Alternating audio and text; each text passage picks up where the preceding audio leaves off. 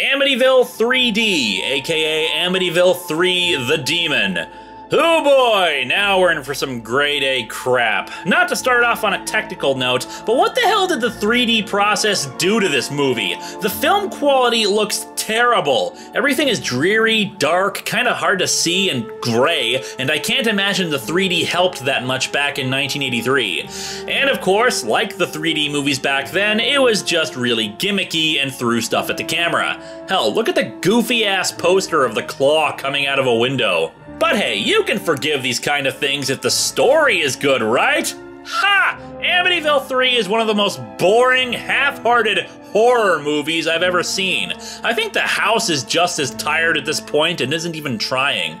The plot is about a skeptical writer named John Baxter, supposedly based on paranormal investigator Stephen Kaplan, who is trying to prove that the real-life Amityville story told by the Lutzes was a hoax. After exposing some con artists at the house, he decides to buy it from the realtor, mostly in a bit of irony. He doesn't believe in the supernatural tales about the house, despite people continually dying all around him in the place. First, the realtor is killed by flies annoying him to death. Then his partner gets spooked in the house when it does the terrifying spectacle of blowing cold wind in her face. Spooky.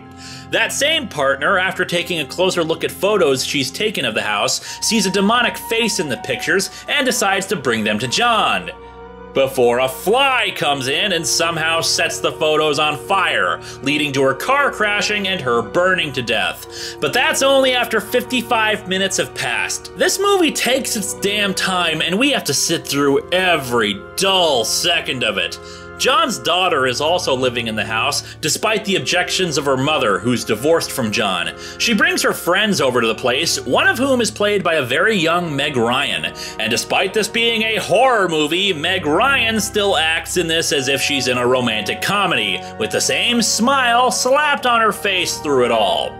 The friends even create a makeshift Ouija board, because, you know, a toy you can buy in any department store can truly contact the dead, before they head out to a boat and the daughter drowns off screen. In one of the few moments in the movie that works, the mother shows up at the house looking for her, then sees the daughter, dripping wet, enter the house and go upstairs.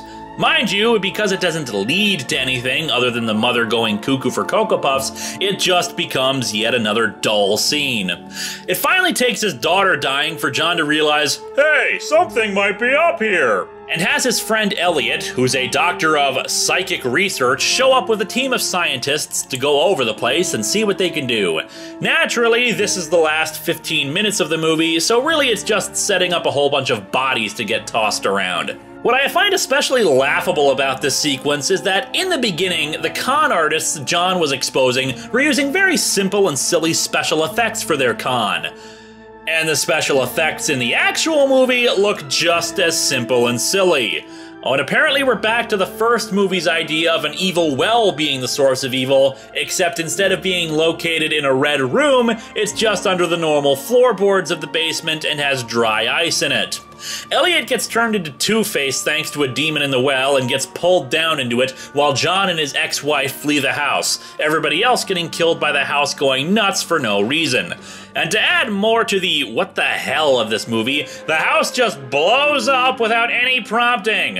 Oh, but the well is still bubbling and there's an ominous picture of a fly! The gasp! Amityville 3 is probably the weakest of the entire series. John is a dull main character who doesn't actually do anything throughout it. It's not scary, and the kills are too few and far between one another to even have entertainment value of that. It's just a boring, stupid mess and is easily skippable. The best scene in the movie is actually a dream sequence, because it actually approaches what could be considered frightening, but it just goes to show that there was more imagination in a character's dream than went into the actual movie.